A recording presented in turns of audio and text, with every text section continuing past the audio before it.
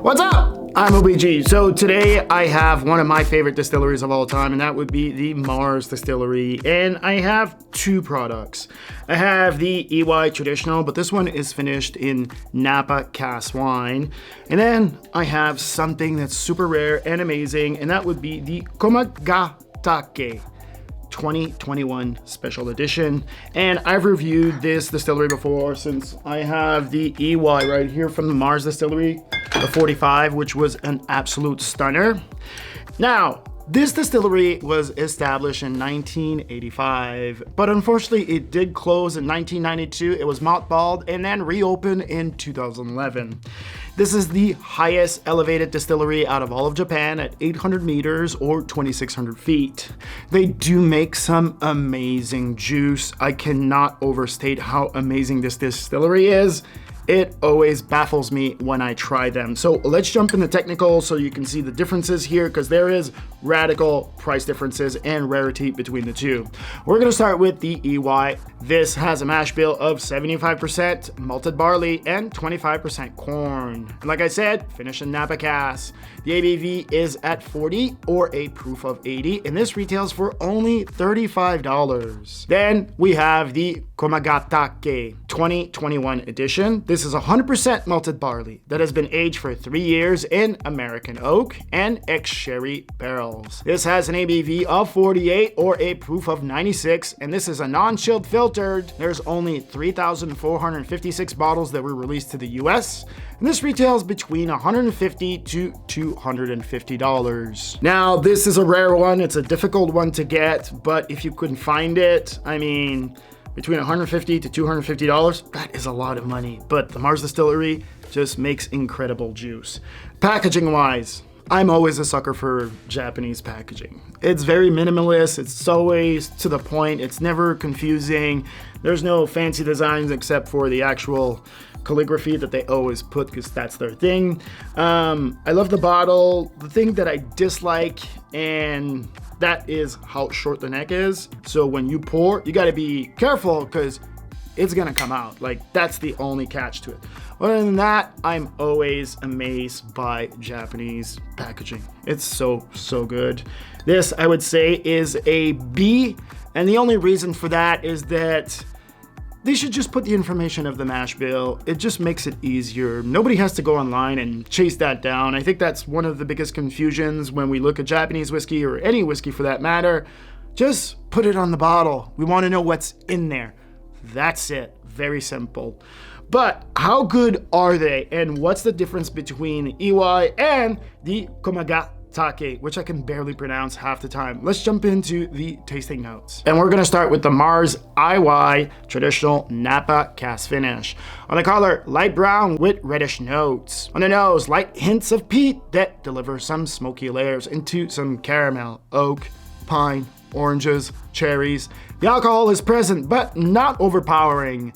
This is heavy on the oak complexity. On the mouthfeel, dry fruitiness that falls into complex layers of oak that turn spicy, as the acidity comes to drive a lot of the spicy oak layers that just keep on pushing this never-ending, long, complex finish that is so solid. Just a mind-blower.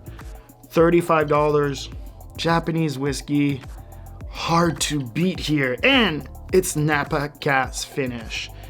Anything that I've drank up to now from Mars, the Iwai lineup, which is the less expensive lineup, is such a steal. This is such a bang for the buck. Even the Iwai 45 that's behind me, that was just an absolute stunner. I'm absolutely in love with this distillery. Anything that I've tasted up to now is just a real mind blower. But what about the big bad boy? Let's jump into this one. On the color, beautiful 24 karat gold. On the nose, quick attack of the high alcohol, since it has an ABV of 48. And then that turns into layers of zesty fruit that are mixed up with oranges, lemon, into tangerine. Then some oak steps in with oxidized layers that delivers this light peated smoked that is very complex and high in alcohol. This whiskey does leave your nose with a really solid complexity that needs a few drops of water, since, like I said, 48 ABV, high in alcohol. On the mouthfeel, what an amazing mouth attack. this is filled with just an insane amount of spicy oak layers that is filled with sharp acidity that drives everything that you dream of.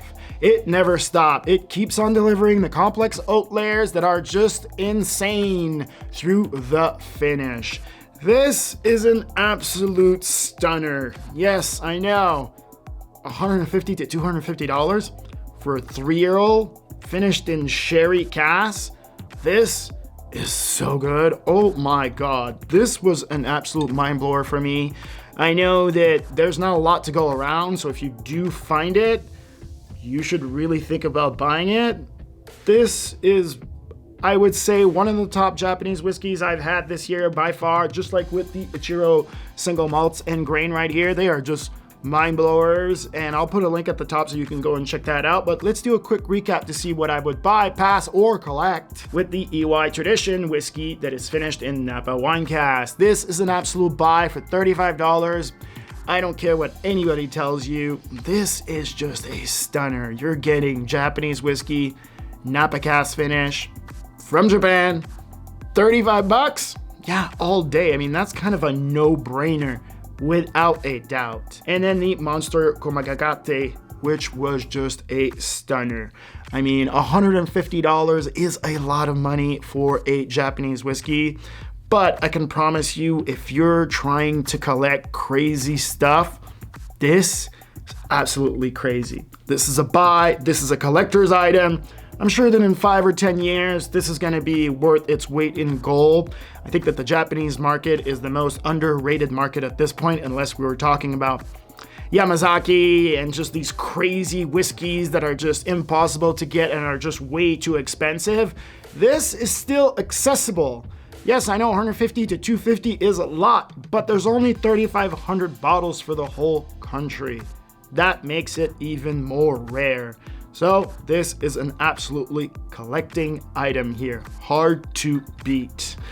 All right, I hope that you enjoyed this video, and if you want to learn more about the Japanese whiskey scene and all the Japanese whiskeys I've tasted, I put a link at the top so that you can get the whole playlist of all the Japanese whiskeys that I've reviewed before. This is by far my favorite category when it comes to the whiskey. Yes, there's plenty of bourbon to go around, but the Japanese whiskey scene is super, super hot. It just hasn't caught on yet, but when it does, it's just gonna catch on fire. That's just what I believe.